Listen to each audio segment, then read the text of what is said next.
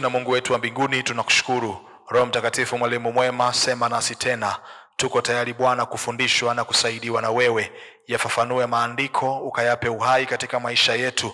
Tusiwe watu wa kusikia tu, bali tukafika kwenye kiwango cha kutendea kazi na kuona badiliko la kweli likiendelea kutokea katika maisha yetu. Pokea sifa na utukufu Bwana, maana hii ni nafasi nyingine na siku nyingine tena ambayo utakwenda kuitumia kutujenga na kutuimarisha katika utu wetu wa ndani. Tuko tayari kusaidiwa na wewe. Sema na maisha yetu, zungumza na hali zetu. Katika jina la Yesu tumeomba tukiamini. Amen.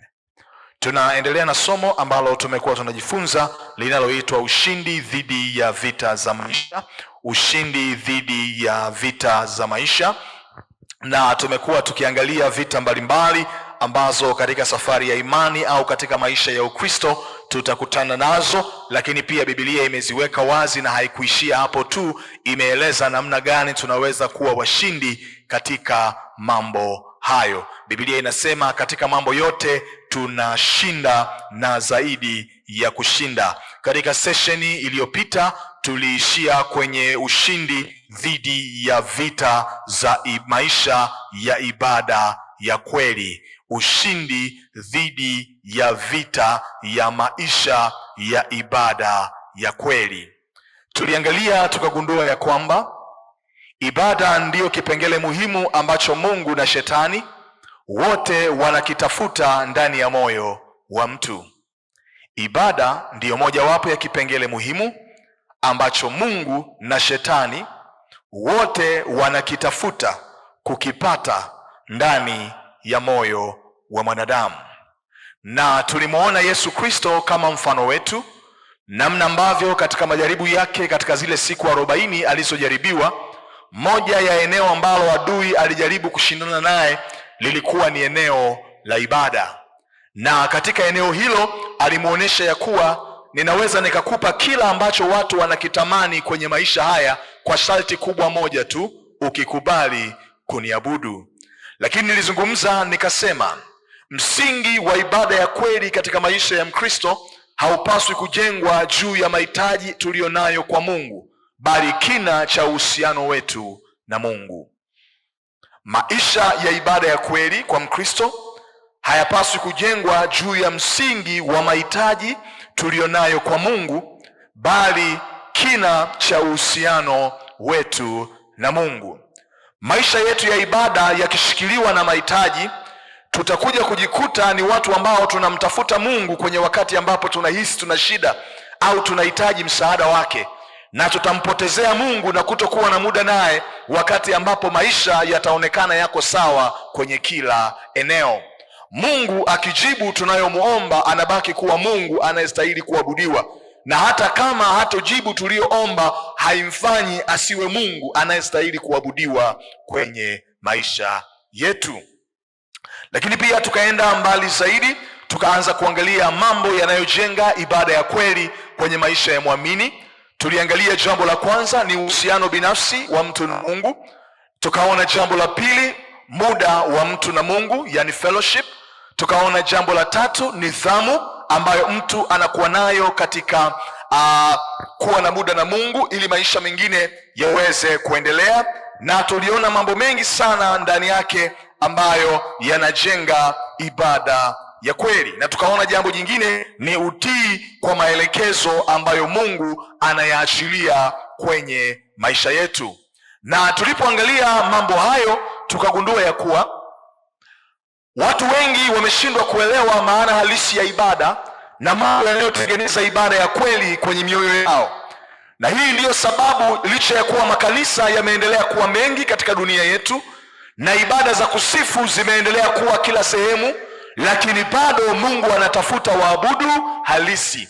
Kwa nini? Kila wakati anapoangalia Mungu kwa habari ya ibada, haangalii tu taratibu nzuri tunazoweza kuwa nazo kama kanisa, haangalii tu maandalizi mazuri tunayoweza kuyafanya katika ibada tunazoziangalia. Huwa anaenda kwanza kuangalia mioyo ya watu wanaojiwasilisha mbele zake kama watu waliokuja kuabudu. Na tukaona jambo la tano linalokamilisha ibada ya kweli kwenye maisha ya Mkristo ni utumishi, na natamani tuendelee kutokea hapo. Ni utumishi. Bwana Yesu asifiwe. Bwana asifiwe. Tulizungumza tukasema utumishi ni ibada kwa Mungu. Utumishi ni ibada kwa Mungu, na tukaona kwa uthibitisho wa maandiko mbalimbali ambayo yanathibitisha na kuonesha wazi ya kwamba hakuna namna utatenganisha ibada ya mtu kwa Mungu na utumishi wake kwa Mungu. Hakuna namna utatenganisha ibada ya mtu kwa Mungu na maisha ya utumishi wa mtu kwa Mungu.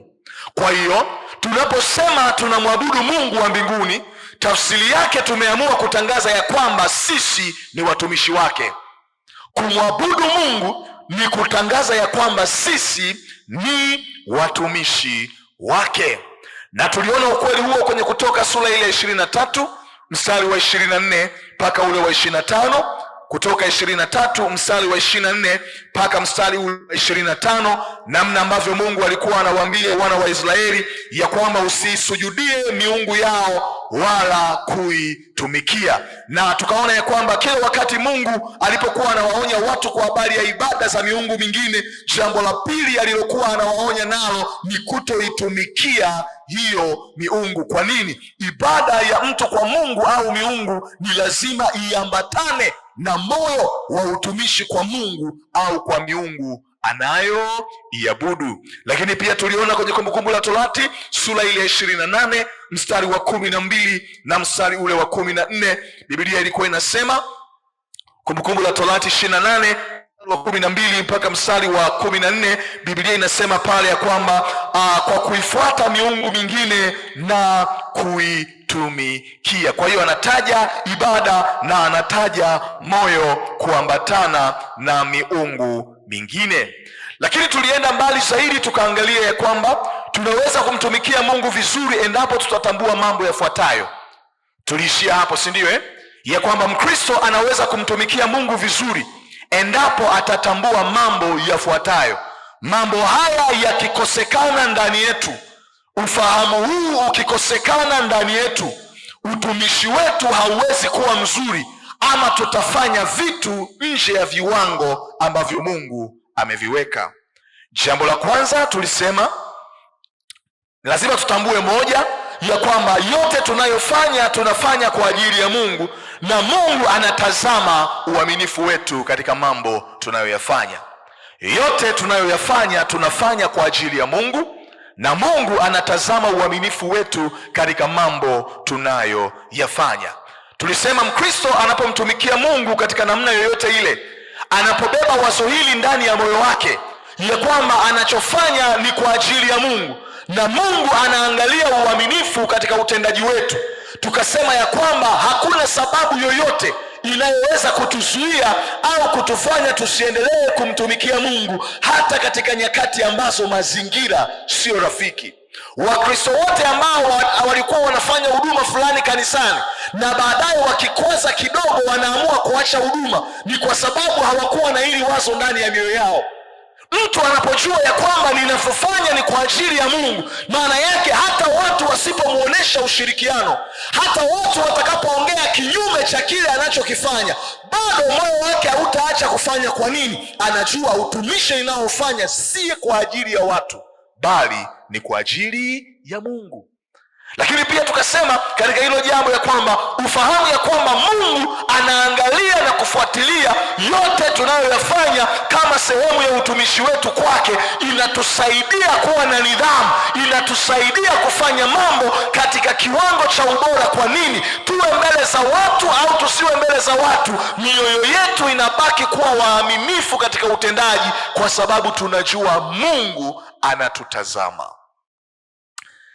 Niwapa mfano mzuri hapa wa Anania na Safira.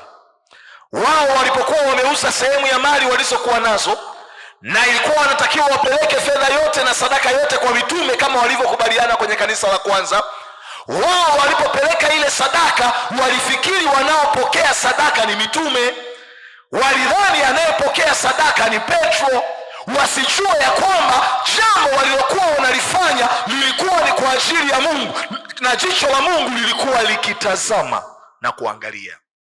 Na mwisho wa siku tunaona kwa uwazi Biblia ikionyesha madhara yaliyowapata. Kwa hiyo ikiwa tunataka kumtumikia Mungu vizuri katika utumishi wowote wanangu ambao tunafanya kwa Mungu, kila mmoja kwa kadiri Bwana alivyomjalia, ni muhimu tulibebe ili wazo la kwanza ndani yetu ya kwamba yote tunayofanya katika utumishi tunafanya kwa ajili ya Mungu, na jicho la Mungu linatazama na kuangalia.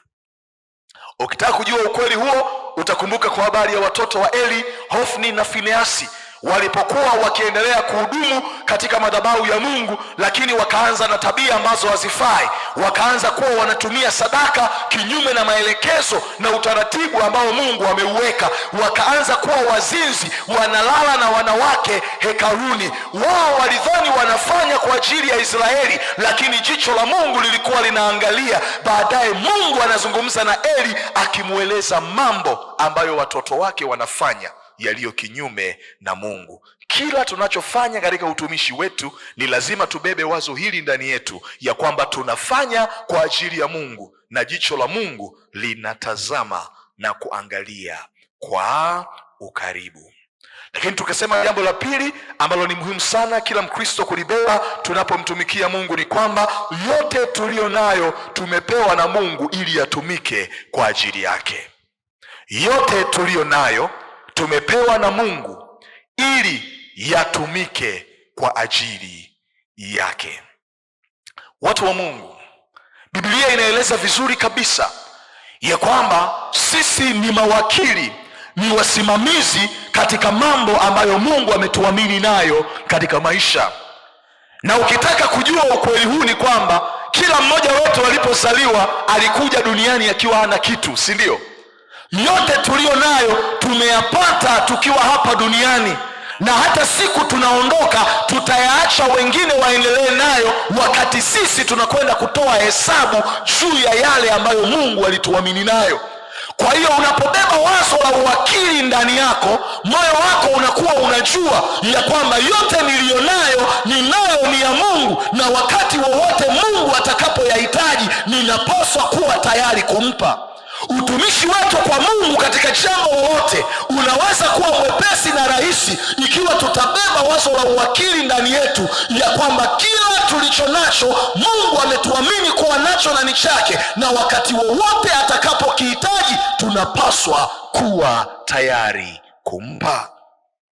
Elimu ulionayo ni Mungu amekuamini nayo. Fedha ulionayo ni Mungu amekuamini nayo.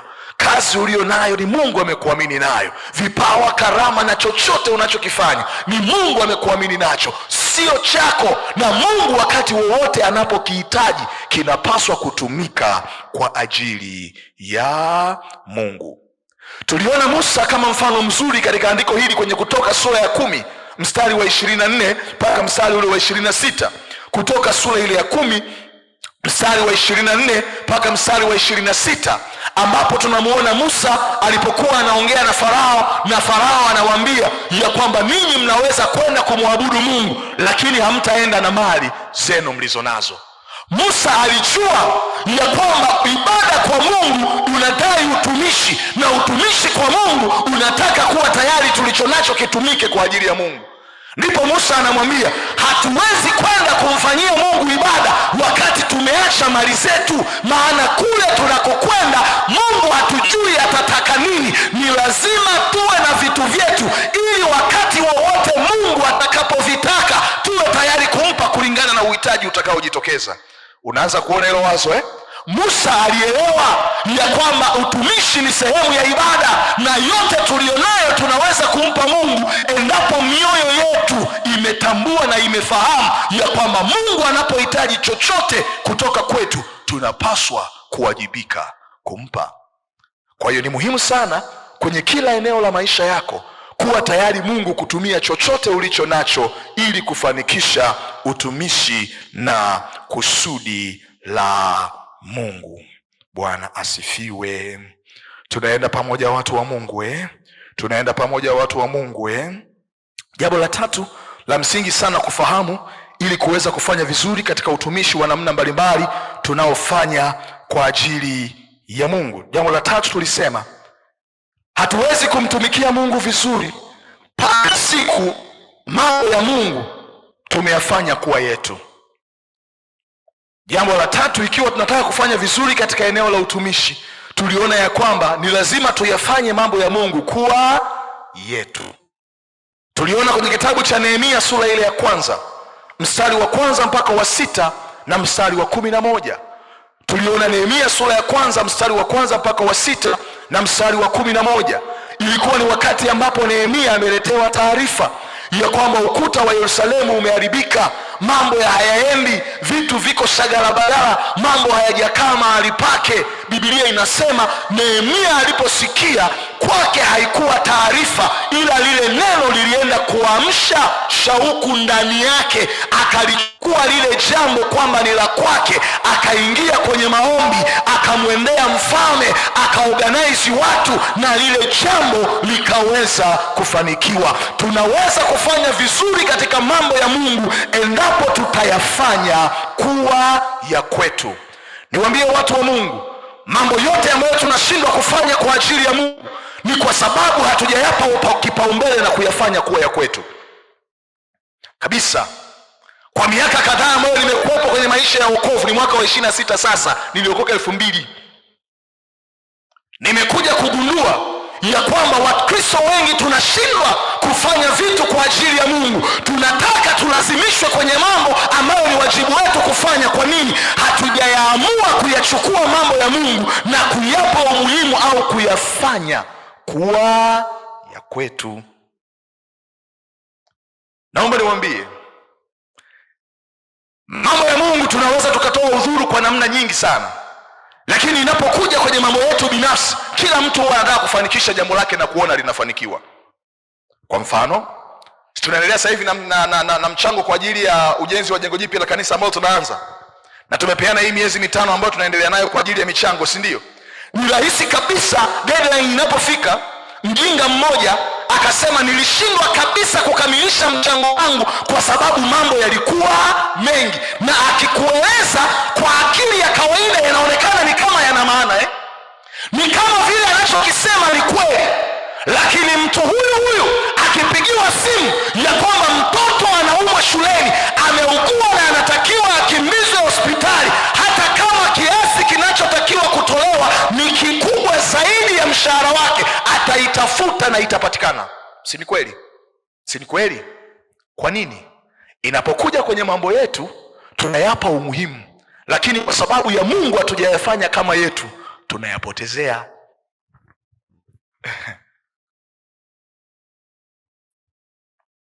Na ndio maana nikaelewa sasa baadaye nilipokuwa nachunguza maandiko, kwa nini Mungu katika mambo mengi anayotaka tuwatendee wengine aliyatengeneza katika kiwango cha kuwatendea kama vile tunavyojitendea wenyewe.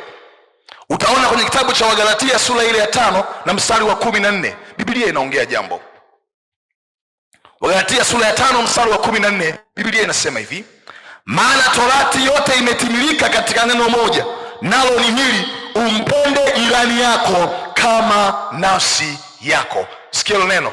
Mungu anaweka kiwango cha kumpenda jirani yako ni kama vile unavyojipenda wewe. Unajua ni kwa nini? Mungu anajua kila mtu anapenda kujitendea mema, kila mtu anapenda kujijali, kila mtu jambo linapokuwa la kwake huwa analifanya kwa kiwango kinachostahili. Kwa hiyo anasema njia rahisi ya kuwapenda wengine ni kuwapenda kwa kiwango unachojipenda mwenyewe. Jambo linapokuwa la kwako linapokea uzito, na Mungu anajua ikiwa tunataka kuwapenda wengine ni lazima tuwapende kwenye kiwango cha tunavyojipenda wenyewe. Mambo ya Mungu yanaweza kufanikiwa, utumishi wetu tunaweza kuufanya vizuri kwa Mungu pale tu ambapo tutalichukua jambo la Mungu kama jambo letu wenyewe. Unaanza kudielewa sasa Unaanza kudielewa sasa Utaona pia kwenye Luka sura ya 6 na mstari wa 31, Biblia inasema kitu. Luka sura ile ya 6 na mstari wa 31 anasema, na kama mnavyotaka watu wawatendee ninyi, watendeeni vivyo hivyo. Na kama watu wanavyotaka wawatendee ninyi, watendeeni vivyo hivyo. Ni rahisi zaidi kumtumikia Mungu kwa moyo wa furaha. Ni rahisi zaidi kila mmoja kushiriki kwa uaminifu katika kufanikisha mambo ya Mungu, endapo tutayachukua mawazo ya Mungu na yote ambayo Mungu anataka tufanye kwa ajili yake katika utumishi wetu kama mambo yetu mwenyewe. Bwana asifiwe. Na naomba niwaambie kitu kingine, watu wa Mungu. Hakuna mtu ambaye hana kitu cha kufanya kwa ajili ya utumishi katika nyumba ya Mungu. Hakuna mtu ambaye hana kitu cha kufanya katika utumishi wa nyumba ya Mungu. Utaona kwenye Kutoka 35 mstari wa 20 mpaka wa 24, Biblia inaeleza kitu kizuri sana. Kutoka 35 mstari wa 20 mpaka mstari ule wa 24.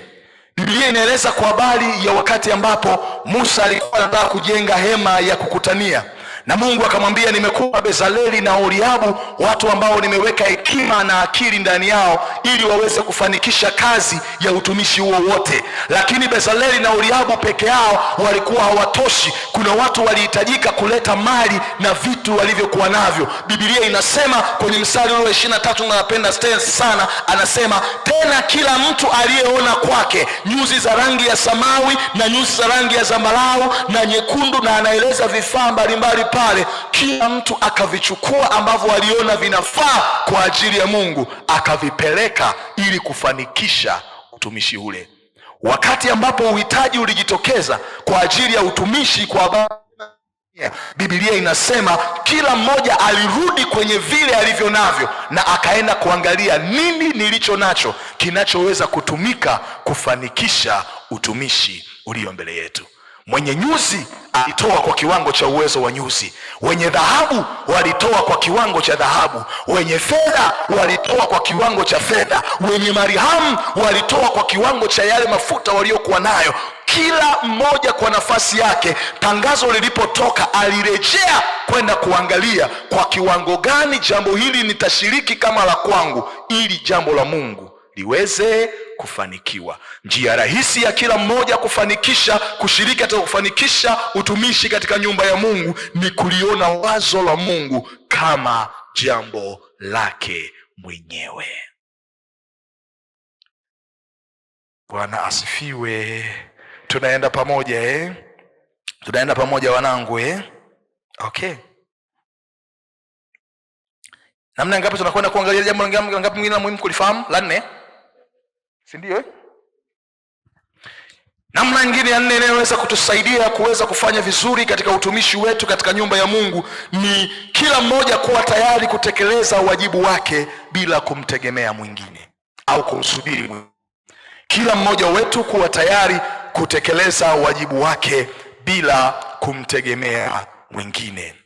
Tukisoma katika maandiko mbalimbali tunaona, kwa mfano katika kitabu cha Nehemia sura ile ya 4 mstari wa 17 mpaka mstari wa 18, Biblia inaeleza kitu cha kutusaidia. Nehemia sura ile ya 4 mstari wa 17 mpaka mstari ule wa 18, Biblia inasema hivi. Nehemia 4:17 mpaka 18, watu wale walioujenga ukuta na wale waliochukua mizigo walijitweka wenyewe. Kila mtu alifanya kazi kwa mkono mmoja, na kwa mkono wake wa pili alishika silaha yake. Nao wajenzi kila mtu alikuwa na upanga wake umefungwa ubavuni mwake. Ndivyo alivyojenga, na yeye aliyepiga baragumu alikuwa karibu na mimi. Tunaona hapa ya kwamba katika ujenzi wa ukuta ule wa Yerusalemu wakati wa Nehemia, kila mmoja alienda kukaa kwenye nafasi yake. Kila mmoja alikuwepo ili kutimiza wajibu wake. Hakuna mtu ambaye alisema mwingine atafanya. Kila mmoja alijiona ya kwamba mimi ndiyo ninao wajibu wa kufanya. Watu wa Mungu, mambo mengi makanisani yameshindwa kufanikiwa. Mawazo mengi mazuri wa Kristo wanayoshirikishwa na watumishi yameshindwa kwenda kwa haraka. Kwa nini? Kwa sababu kuna watu katika fahamu zao wanafikiri ya kwamba hili jambo sio lazima mimi nifanye, ila fulani ataweza kufanya. Njia rahisi ya kufanya vizuri kwa ajili ya Mungu ni kuona ya kwamba hakuna mwingine wa kufanya ila mimi ndiye ninayetakiwa kufanya. Hakuna mwingine wa kuomba ila mimi ndiye ninayetakiwa kuomba. Hakuna mwingine wa kufanya usafi ila mimi ndiye ninayetakiwa kufanya.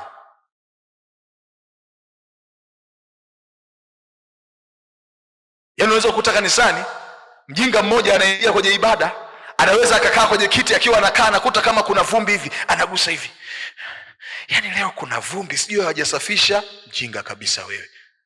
Kwa nini usingeweza kuwahi kuja kushiriki kufanya usafi jana yake kabla ibada haijafika Jumapili?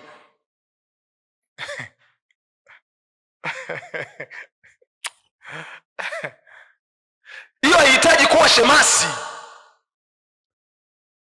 inahitaji kujitambua tu. Mwambie mwenzako inahitaji kujitambua tu.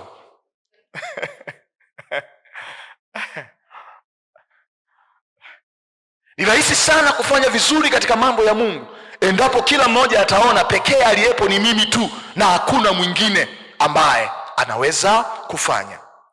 Ni kuongezea jambo jingine.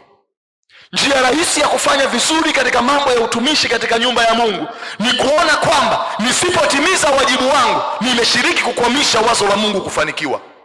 Nisipotimiza wajibu wangu, nimeshiriki kukwamisha wazo la Mungu kutofanikiwa.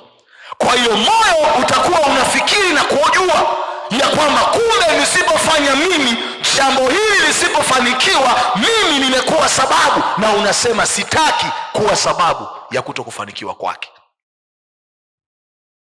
Njia rahisi ya kufanya vizuri katika utumishi katika nyumba ya Mungu ni kuona kwamba usiposhiriki kikamilifu na kufanya sehemu yako, umeshiriki kukwamisha kutokufanikiwa kwa wazo la Mungu.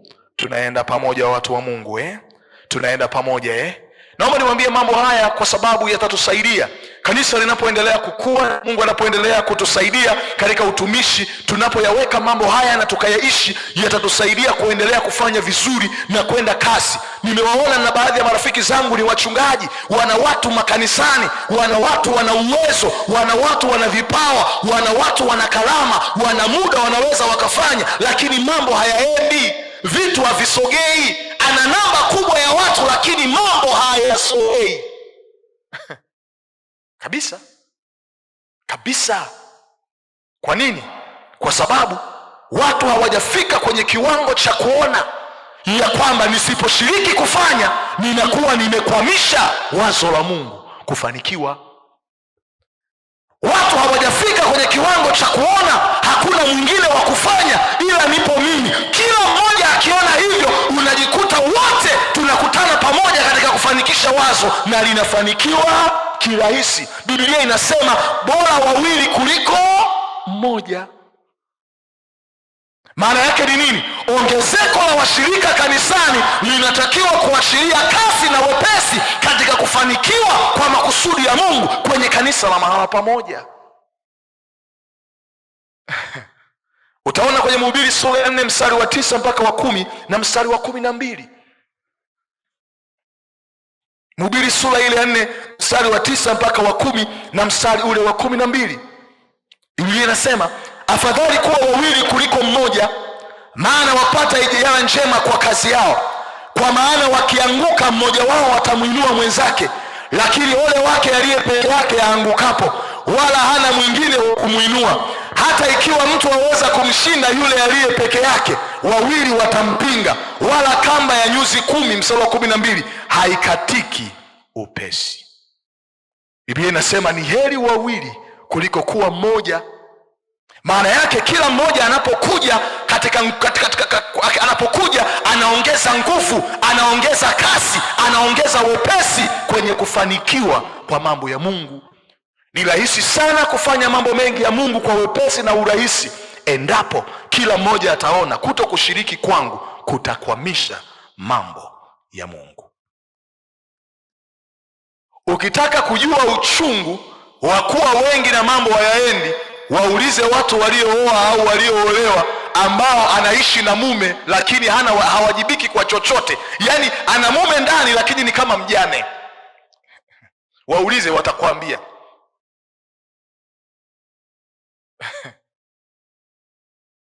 Waulize, watakwambia. Yaani mtu anazikumbuka nyakati alizokuwa peke yake, maana anaona ni wakati ule ni kama mambo yangu yalikuwa yanaenda sawa kuliko namna ambavyo tumekuwa wawili. Kwa jina la Yesu isiwe fungu lako ninakuombea.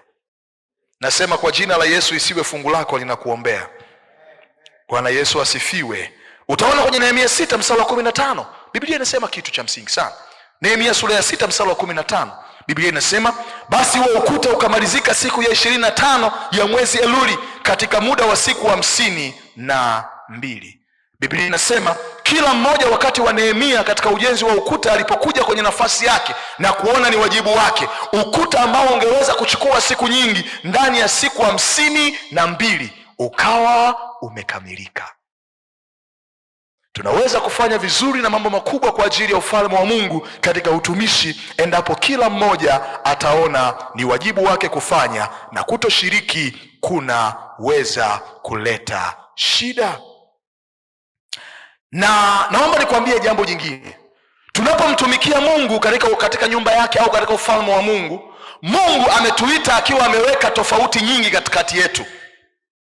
Mungu katika huduma au katika utumishi ametuita akiwa ameweka tofauti nyingi ndani yetu. Nimeandika hapa nikasema, Mungu hujenga kusudi lake kwa mgawanyiko wa kimakusudi ndani ya watu wake. Mungu hujenga kusudi lake kwa mgawanyiko wa kimakusudi ndani ya watu wake.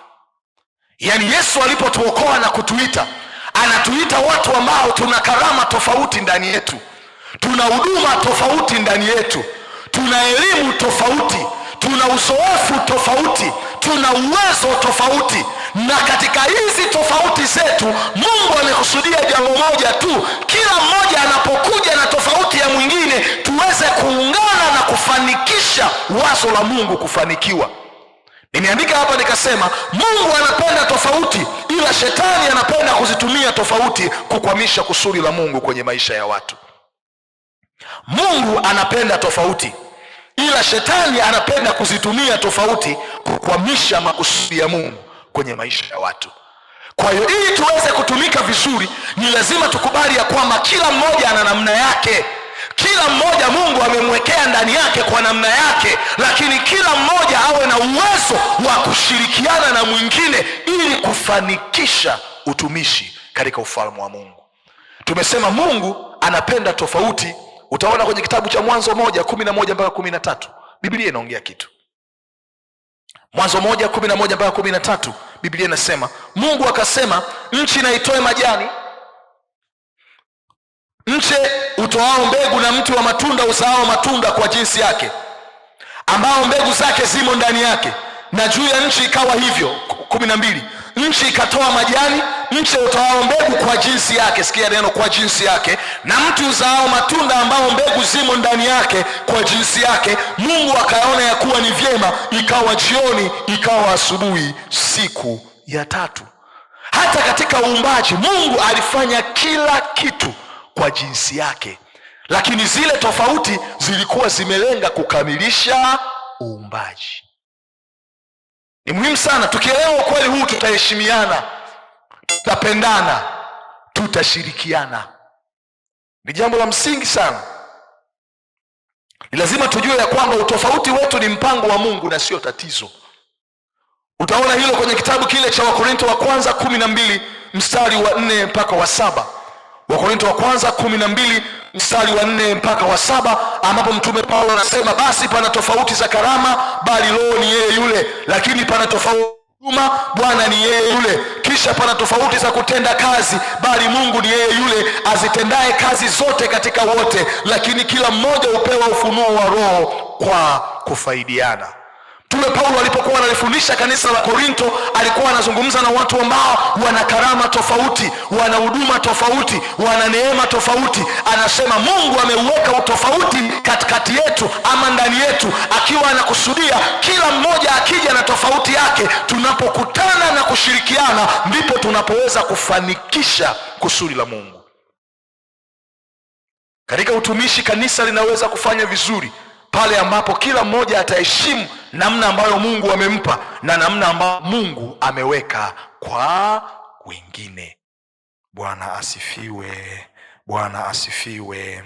Ukiendelea zaidi kwa ufunuo wa maandiko mbalimbali hapo utaona hata wakati ambapo mtume Paulo alipokuwa akizungumza na makanisa akiwa anawafundisha kuwa na umoja katika utumishi kama vile ambavyo viungo katika mwili vinavyofanya kazi kwa kushirikiana.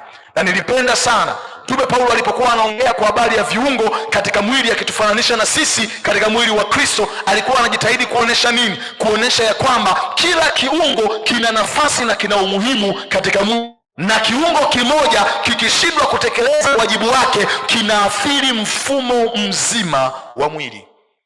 Yaani kongosho likishindwa kuzalisha insulin, tayari unatengeneza sukari ambayo inaleta shida, macho yatapata shida, mfumo wa mwili utapata shida, kila eneo la mwili litaanza kuingia nini? Matatizo. Figo ikishindwa kufanya kazi, maeneo mengine kwenye mwili yanaanza kuathirika, yanaanza kupata shida, na mwili hauwezi kuoperate katika ufanisi wake na katika namna yake ile ya nini? Ya awali. Alikuwa anajitahidi kuonesha ya kwamba kila mmoja katika mwili wa Kristo ana umuhimu wake, bila kujali tofauti ambazo Mungu ameziweka katikati yetu kwenye huduma na utumishi, na akitoa msisitizo ya kwamba ni muhimu kila mmoja kusimama kwenye wajibu wake ili kutokuweza kushiriki kuzuia kanisa kushindwa kutimiza makusudi yake. Naanza kunielewa sasa Bwana Yesu asifiwe. Na naomba niwaambie watu wa Mungu, mfumo wa Mungu ni wa kushirikiana na sio kushindana. Mfumo wa Mungu wa utumishi katika ufalme ni wa kushirikiana na sio kushindana. Mfumo wa Mungu kwenye ufalme wake ni wa kushirikiana na sio kushindana. Adui amekuwa mjanja sana katika siku tulizo nazo makanisani. Watu wanatoka kwenye kushirikiana katika huduma, wanaanza kwenda kwenye kushindana. Na hii ndio sababu niliwaambia hapa ni marufuku kuwa na kwaya. Situmebaki na praise team Kwa miaka mingi nimekuwepo nikiimba kwaya. Nilisema tuache makanisa mengine yaendelee na kwaya, ni jambo zuri na Mungu awabariki. Lakini kile ambacho niliwahi kukiona, unakuta kwaya ziko 2 kanisani au 3. Badala ya kuanza kushirikiana katika utumishi, watu wanatoka kwenye utumishi wanaingia kwenye mashindano. Na usiombe bahati mbaya ukajikuta kwenye moja ya kwaya ndo mke wa mchungaji anaimba. Mungu wangu, anajihisi kama kanisa mali yao. Utawaambia nini? Moyo wa mchungaji uko pale. Ndio bwana nikasema basi hebu tubaki kwenye kusifu na kuabudu, hayo mengine tuwaachie wengine. Sio dhambi na waendelee, ni mazuri. Nimekuwepo huko, niliyaona, nikagundua ya kwamba watu wanatoka kwenye utumishi wanaanza kushindana. Katika ufalme wa Mungu mfumo wa utumishi ni wa kushirikiana na sio kushindana. Wanangu, haijalishi Mungu amekubarikia kwa neema kiasi gani, Mungu amekupa kitu cha kipekee kiasi gani, ona kwamba Mungu amewekeza ndani yangu akiwa na nia ya kushirikiana na wengine na sio kutaka kuonekana kuwa bora zaidi ya wengine. Tunaenda pamoja Tunaelewana kanisa la Bwana Jambo jingine la muhimu sana ikiwa tunataka kufanya vizuri katika utumishi ni kufahamu kuwa nafasi ya kumtumikia Mungu ni nafasi ya upendeleo wa kipekee kwenye maisha yetu. Nafasi ya kumtumikia Mungu ni nafasi ya kipekee na upendeleo kwenye maisha yetu. Kumtumikia Mungu ni nafasi ya upendeleo na nafasi ya kipekee kwenye maisha yetu. Ona kwamba sikustahili, ila Mungu amenipa nafasi. Kwa hiyo unaheshimu, unaitumia vizuri, unaona nimependelewa kuaminiwa na Mungu mwaminifu, kuaminiwa na Mungu mtakatifu, kuwa sehemu ya kufanikisha wazo lake. Hamjawahi kuwasikia watu wa siasa namna ambavyo wakiteuliwa na rais kwa nafasi, mara kwa mara wakiongea wanasema, ninamshukuru sana mheshimiwa rais katikati ya watu wengi kunipa nafasi kuwa sehemu ya kushiriki kumsaidia kazi ili kulifanya taifa liendelee. Wanaona ni nafasi ya kipekee. What a privilege kuaminiwa na Mungu kuwa sehemu ya utumishi kwenye ufalme wake.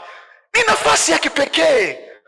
Mara nyingi kila wakati nikiwa nakaa nasemaga, Mungu, hata mimi ulioniona ninafaa kuwa sehemu ya watumishi wako, ninakushukuru.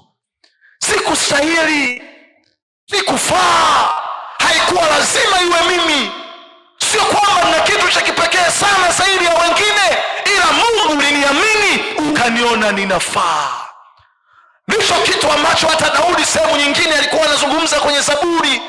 Anasema, mimi niliyekuwa mchungaji wa kondoo, mimi niliyekuwa kule polini, Mungu aliniona akanichukua, akaniamini, akaniweka kuongoza watu wake.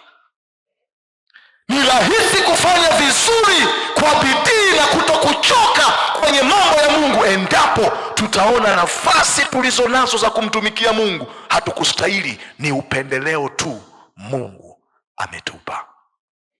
Na kufahamu jambo hilo ndani ya moyo linatengeneza unyenyekevu na kuondoa kiburi ndani yetu. Ni nafasi ya upendeleo, hatukustahili, tusimwangushe Mungu kwenye nafasi alizotuamini nazo. Tumeelewana mpaka hapo vizuri? Tumeelewana vizuri wanangu? Naomba sasa tukaangalie sifa za mtumishi wa Mungu wa kweli. Sifa za mtumishi wa Mungu wa kweli. Sifa za mtumishi wa Mungu wa kweli. Tumeona ya kwamba utumishi ni sehemu ya ibada, na wote tuliomwamini Yesu ni watenda kazi katika ufalme wa Mungu. Maana Paulo anasema sisi ni kama viungo katika mwili, na kila mmoja ana wajibu wa kufanya. Maana yake naamini ya kwamba sasa Mungu anaamsha shauku ya kila mmoja kuwa tayari kufanya na kumtumikia Mungu, si ndio? Na sasa ni lazima tujue mtumishi wa Mungu ana sifa gani. Ziko nyingi sana ambazo nimezielezea, maisha ya utakatifu na nini. Tunapoendelea na mfululizo wa hii series tutaendelea kuona. Amina. Leo nataka tukaangalie mojawapo tu. Tutaendelea wiki ijayo kwa habari ya utakatifu na maeneo mengine, na nitaeleza kwa kina. Moja ya sifa ya mtumishi wa Mungu ni moyo wa unyenyekevu. Nataka nikueleze hapo kwa habari leo tu ya moyo wa unyenyekevu. Utaona kwenye Wafilipi sura ile ya 2 mstari wa 3 mpaka wa 11, Biblia inaongea kitu cha kutusaidia. Wafilipi sura ile ya 2 mstari wa 3 mpaka mstari ule wa 11. Biblia inaeleza kwa habari ya Yesu Kristo. Paulo alipokuwa akilifundisha kanisa la Filipi kwa habari ya unyenyekevu, akawa anarejea kwa habari ya muasisi wa imani yetu ambaye ni Yesu Kristo mwenyewe, ambaye aliweka viwango vya utumishi wa kweli, na kiwango kimojawapo ambacho alikionyesha ni unyenyekevu. Anasema yeye alikuwa mnyenyekevu, akaweza kuvumilia hata ile mauti ya msalaba. Lakini anaeleza zaidi, anasema Yesu alikuwa na sifa, alikuwa na vigezo, alikuwa sawa na Mungu, lakini moyo wa unyenyekevu ukamfanya kuona kuwa sawa na Mungu sio kitu, akaamua kujishusha. Kwa hiyo anafundisha kwa habari ya moyo wa unyenyekevu. Sifa ya kwanza ya mtumishi wa Mungu wa kweli katika sifa nyingi ni moyo wa unyenyekevu. Na leo nitakuelezea unyenyekevu kwa kina ili uweze kuelewa. Maana kuna wakati watu wanafikiri unyenyekevu ni kuwa mpole na kutokuongea sana. Nawaambiaga watu jifunze kutofautisha kati ya upole na ukimya. Kuna watu ni wapole, ni wakimya lakini sio wapole.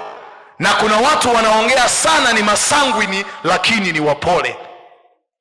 Upole ni uwezo wa kutawala hasira za ndani wakati ambapo mazingira ya nje yanachochea kufanya maamuzi yanayoendana na hasira zako.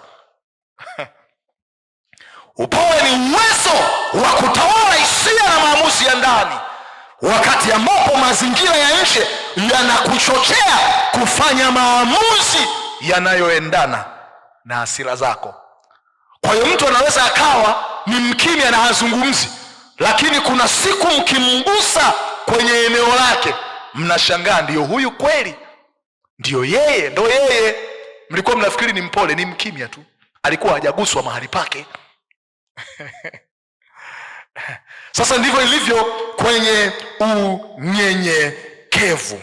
Tumesema sifa mojawapo ya mtumishi wa Mungu wa kweli yoyote katika ufalme wa Mungu ni unyenyekevu. Nataka tukaangalie sasa mambo muhimu Mkristo kufahamu kuhusu unyenyekevu. Taanza kukuchambulia mambo kadhaa hapo. Mambo muhimu Mkristo kufahamu kuhusu unyenyekevu. Jambo la kwanza, unyenyekevu sio kitu ambacho mtu anazaliwa nacho, ila ni jambo ambalo mtu anaamua kujifunza na kulifanya kuwa maisha yake. Mambo muhimu kufahamu, Mkristo kufahamu kuhusu unyenyekevu. Jambo la kwanza, ni muhimu sana kuyafahamu haya mambo kwa sababu ni moja ya sifa muhimu sana ya mtumishi wa Mungu yeyote, na kila mtu hapa ni mtumishi mtenda kazi katika mwili wa Kristo. Jambo la kwanza, unyenyekevu sio kitu ambacho mtu anazaliwa nacho, na wala sio neema au na sio zawadi ambayo mtu anapewa na Mungu, bali ni tabia ambayo mtu anaamua kujifunza na kuifanya kuwa maisha yake. Unyenyekevu sio kitu ambacho mtu anazaliwa nacho, wala sio zawadi ambayo mtu anapewa na Mungu, bali ni tabia ambayo mtu anaamua kujifunza na kuifanya kuwa maisha yake. Na kuifanya kuwa maisha yake. Naomba tuangalie Wakolosai sura ya 3 na mstari ule wa 12. Wakolosai sura ile ya 3 na mstari wa 12, Biblia inaongea kitu hapa. Inasema, basi kwa kuwa mmekuwa wateule wa Mungu, watakatifu wapendwao, jivikeni, ona hilo neno, jivikeni moyo wa rehema, utu wema, unyenyekevu, upole, uvumilivu. Anasema kwa kuwa mmekuwa watakatifu, kwa kuwa mmekuwa watu wa Mungu. Kwenye Wakolosai 3:12 anasema jivikeni unyenyekevu. Sasa naomba unisikilize. Nguo ulizovaa jioni ya leo ni maamuzi ya nguo ulizochagua kuvaa katikati ya nguo nyingi ulizokuwa nazo. Ni maamuzi, ni aina ya dress code ulioamua ujivike na tukuone nayo kwenye siku ya leo. Mtume Paulo anapozungumza na Wakolosai anawaambia hivi, fanyeni maamuzi ya kuamua unyenyekevu kuwa maisha yenu. Hili jambo liko ndani ya uwezo wenu, sio jambo ambalo mtu anazaliwa nao, sio neema ambayo mtu anapewa na Mungu zaidi ya wengine. Ni jambo ambalo mtu anaamua kwa maamuzi ya kwamba nitajifunza unyenyekevu, nitashughulikia kiburi, nitajifunza kunyenyekea. Unyenyekevu sio jambo ambalo mtu anazaliwa nalo, wala Mkristo anapewa na Roho Mtakatifu kama karama. Ni jambo ambalo mtu anaamua, anasema jivikeni. Maana yake mtu anaweza akauvaa ama akauvua, ni maamuzi. Lakini pia utaona kwenye Petro wa kwanza 5 na mstari wa 5, Petro anaongea kitu cha maana kabisa hapa. Petro wa kwanza sura ile ya 5 na mstari wa 5, Biblia inasema hivi, vivyo hivyo ninyi vijana watiini wazee, naam ninyi nyote jifungeni unyenyekevu. Anasema ninyi nyote jifungeni unyenyekevu, mpate kuhudumiana, kwa sababu Mungu huwapinga wenye kiburi, lakini huwapa wanyenyekevu neema. Kwa hiyo neema huwa haileti unyenyekevu, ila Mungu akiona tabia ya unyenyekevu, ndipo neema inakuja kumwinua mtu kutokea pale alipoishia. Anaongea na hao vijana, anamwambia ninyi nyote jifungeni unyenyekevu. Biblia Kiingereza anasema be clothed with humility. Anasema ufaeni unyenyekevu. Anasema mpate kuhudumiana. Anahusisha utumishi na moyo wa unyenyekevu. Okay. Naomba uandike jambo jingine litakalo kusaidia. Unyenyekevu ni ishara ya Mkristo aliye tayari kumtumikia Mungu. Unyenyekevu ni ishara ya Mkristo aliye tayari kumtumikia Mungu. Sasa nisikilize vizuri. Petro alipokuwa anaandika kwenye hili jambo akisema jivikeni unyenyekevu, alikuwa anaongea kwenye lugha ambayo hawa watu walikuwa wanaielewa sana. Nimeandika hapa nikasema, nisikilize vizuri. Watu wa kawaida katika ulimwengu wa Rumi na Wayahudi walivaa mavazi marefu kama joo au kanzu nyepesi. Mavazi haya yalikuwa huru na hayakufaa kwa kazi za chini au huduma zinazohitaji kuinama, kusogea haraka au kushughulika na uchafu. Ili kufanya kazi, mtu alihitaji kujifunga kitambaa au apron kiunoni. Kitendo hiki kilikuwa na maana ya wazi ya kuwa mtu huyo sasa yuko tayari kufanya kazi ya huduma. Katika jamii za Warumi na Wayahudi, mavazi watu waliokuwa wanavaa yalikuwa hayawaruhusu kuweza kufanya majukumu fulani fulani, hasa yale majukumu yaliyokuwa yanahitaji kazi za kuwajibika, ambazo mtu alihitaji kuinama, alihitaji kutumia nguvu na mambo ya namna kama hiyo. Sasa mtu alipokuwa anataka kufanya hayo majukumu, moja ya kitu alichokuwa anavaa, kuna aina ya kitambaa ambacho alikuwa akivaa na kujifunga, ambacho kilikuwa kinamwezesha kushikilia yale mavazi aliyoyavaa ili aweze kutekeleza na kufanya majukumu yake. Na mara nyingi walivaa watu wa hadhi ya chini ambao walifanya kazi za kuwahudumia mabwana zao. Mara nyingi walivaa watu wa hadhi ya chini ambao walikuwa wanafanya kazi za kuwahudumia mabwana zao, au mwajibu ambao bwana wao walikuwa wakiwaagiza na kutaka kufanya. Walikuwa katika level ya utumwa, watu wa hadhi ya chini kabisa. Kwa hiyo anapozungumza na Petro hapa na kanisa, anapoambia hivi, anasema jifungeni unyenyekevu, vaeni unyenyekevu.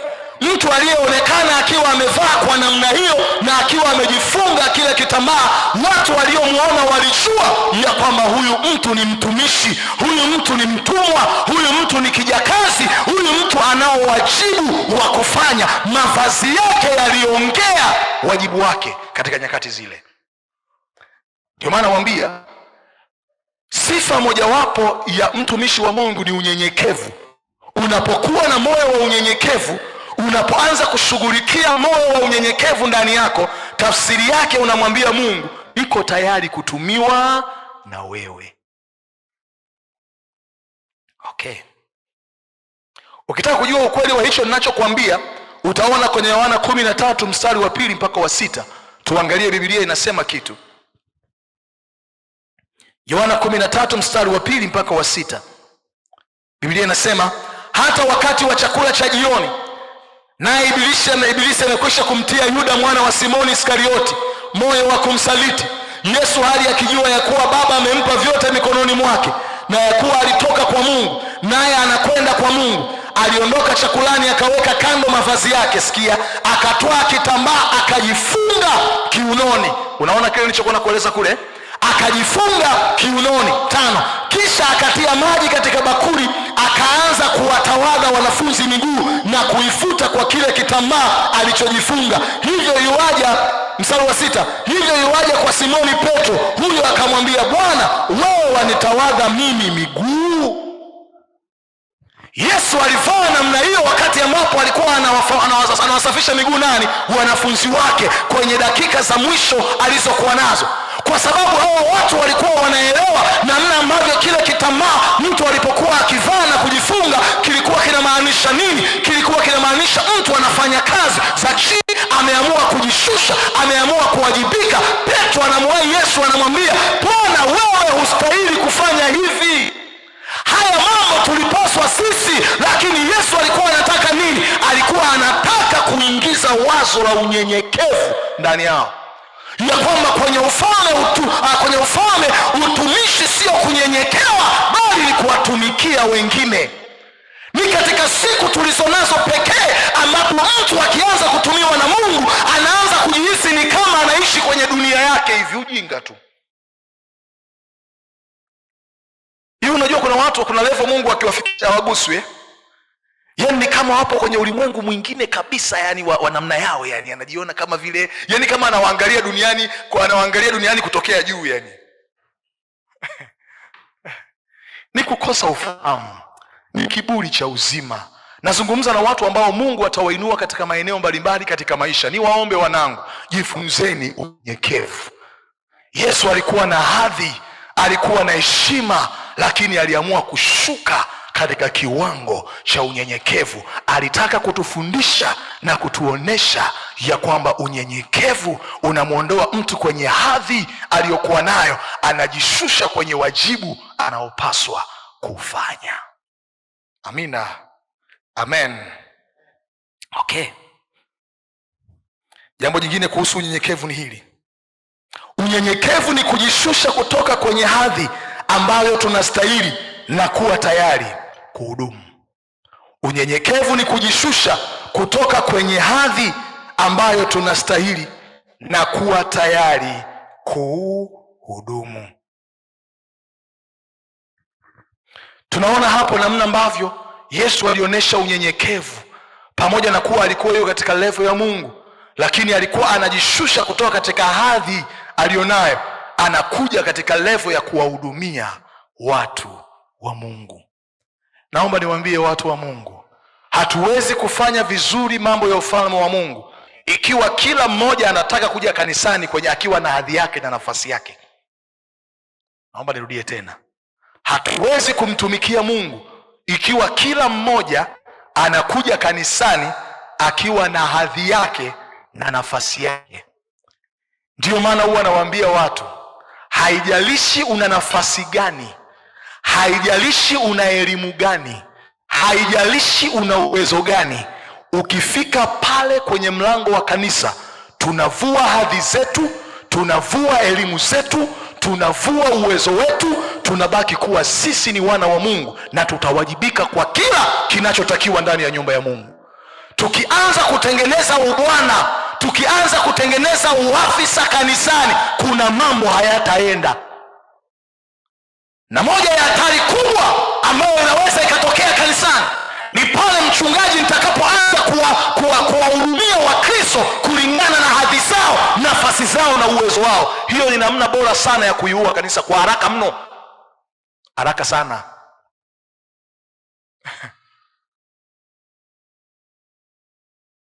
Rahisi mno. Na ni mbinu ya shetani kabisa. Na niwaambie hatari nyingine. Mtumishi wa Mungu yeyote anapoanza kuwahudumia watu kwa hadhi zao, nafasi zao na uwezo wao, anaanza kupoteza nguvu yake na uhalali wake na uwezo wake wa kuwaonya na kuwasaidia watu. Kuna watu nitakuwa na uwezo wa kuwaonya na kuambia makosa yao. Kuna watu nitajua uovu wao na sitakuwa na uwezo wa kusema. Si wanakuziba mdomo. Ni huzuni.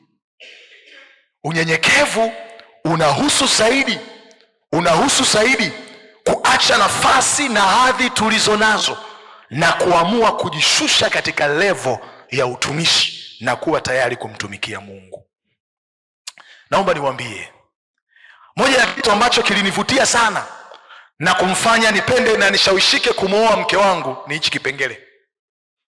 Wakati ule tulipokuwa kanisani pale kwa mzee Bukuku wakati wa Jumamosi, wakati mwingine wazee wa kanisa tulikuwa tunaenda tunaangalia pale mambo yanavyokwenda na nini. Yule binti mara nyingi nilikuwa nikimkuta kule anafanya usafi kwenye vyoo vya kanisa akipiga deki. Anaacha uheshimiwa wake, anaacha elimu yake, anaacha cheo chake na nafasi yake, unamkuta yuko kule anafanya usafi. Nikasema huyu mnyenyekevu huyu. Huwa namkumbusha. Nikajua huyu mnyenyekevu huyu. Mtu mwingine ambaye alinifundisha unyenyekevu ni mama yangu. Wakati ambapo tulikuwa tukiwa nyumbani, licha ya nafasi kubwa alizokuwa nazo za katika serikali na kuteuliwa na rais, zilikuwa nafasi za kuteuliwa na rais, kiasi ambacho alikuwa na utaratibu mmoja. Ilikuwa mara nyingi Jumamosi alikuwa anatuchukua asubuhi, tunaenda kanisani, tunaenda kuomba. Tukimaliza kuomba tunaingia naye kanisani, tunasafisha, tunapiga deki. Mheshimiwa dereva amepaki gari nje ya serikali anamsubiri, tunafanya usafi, tunasafisha, tunashughulika kanisani. Tukimaliza tunarudi nyumbani, anasema mnaweza mkaendelea na ratiba zenu. Anaingia, anajiandaa, anamaliza, anapanda gari, anaelekea kwenye ziara zake kwenda kufanya ukaguzi huko. Alikuwa anatuambia hivi, wanangu, haijalishi Mungu atawainua kiasi gani, najua Mungu atawasaidia. Jifunzeni unyenyekevu. Mkija nyumbani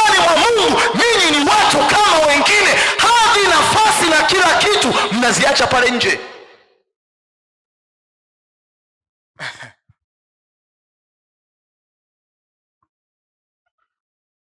Mwambie jirani yako, wewe ni mavumbi tu na mavumbini utarudi. Jifunze unyenyekevu. Utumishi wa Mungu wa kweli unatotaka kujifunza kuwa unyenyekevu, na unyenyekevu unahusu kujishusha kutoka kwenye hadhi ambazo tunastahili na kuwa tayari kuhudumu. Ukija nyumbani mwa Mungu, kubali kushuka.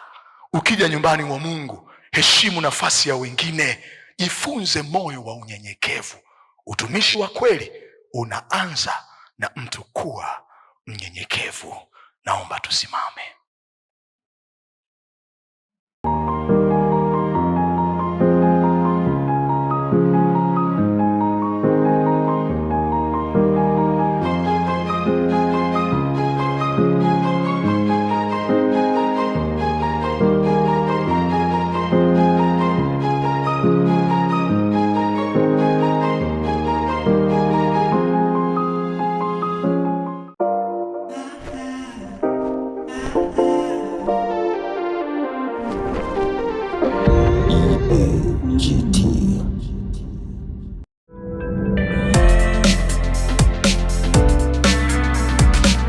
Sibuka TV.